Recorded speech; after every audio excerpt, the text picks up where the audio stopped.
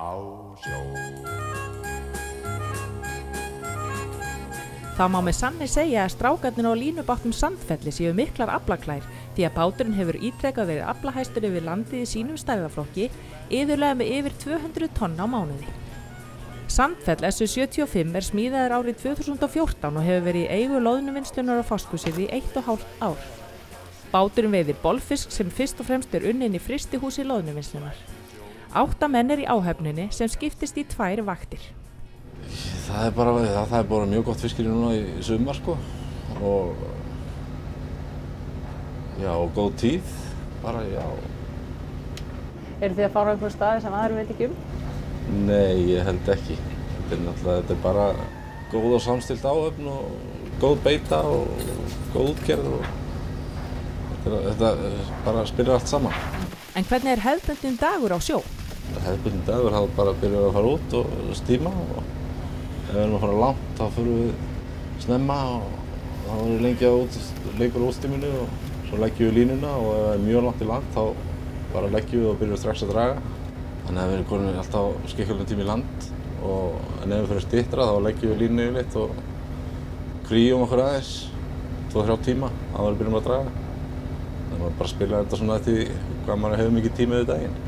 Loðnuvinnslan keypti bátinn frá Grindavík og áhöfnin fylgdi að mestu leyti með.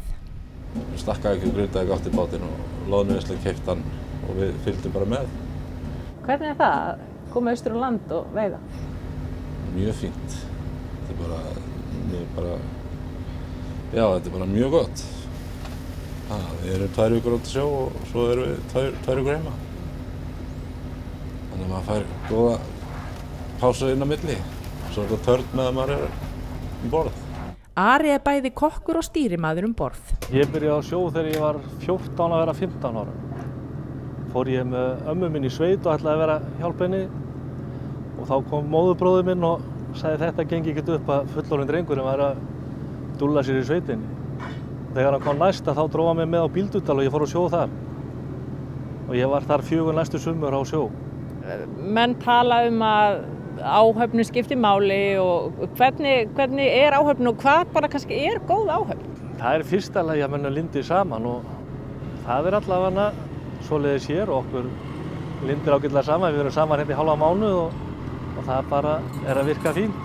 Duglegir strákar er ekki að reyna að komast undan verkum. Þeir gera allir sem eiga að gera og vita hvað þeir eiga að gera og það er bara gengið í það. Það er bara gaman að vera kokkur. Og þeir sérstaklega hjá mönnum sem finnst svona gott að borða. Það er eiginlega alveg sama hvað ég set fyrir þá, þeir éta allt og finnst allt gott, þannig að það er gaman að elda fyrir svona strákar. En hvað svona ef þú ætlar að gera vel við það hér, hvað er uppáhalds? Uppáhalds? Það er náttúrulega bara ísi eftir þetta á sunnudögum. Það má segja að það sé uppáhalds hjá svona flest öllum. En við reynum að gera vel við okkur á sunnudögum og við borðum eina heita máltíð á dag og hún verður bara að vera góð. Mér finnst svolítið gaman að elda og dunda mig með þess að við það bara þegar ég er heima líka bara í fríum og hef gert í mörg ár. Rafn hefur verið á sjó í rúm 20 ár. En hvað er það við sjómennskuna sem heillar? Þetta er bara gaman og spennandi. Þú veist aldrei hvernig dagurinn verður og stundum er brjálað að gera og mjög gaman og þetta er bara, þetta er ekki bara spennufíkn, ég veit það ekki. Já, ég hef prófað að fara einu sinni í land, það átti ekki engan við mig. Líka þetta best. En kannski svona lykilspurning, vantar ykkur ekki stelpur? Hérna borð? Jú, eða okkur vantar ekki neitt eins og sko. Við erum alveg nógu margir. En ef einhver færi þá var allt í lagi að fá stelpur, þær geta alveg unnið þetta líka. Milli hafnum heiminn þeir halda sína leið á sjó.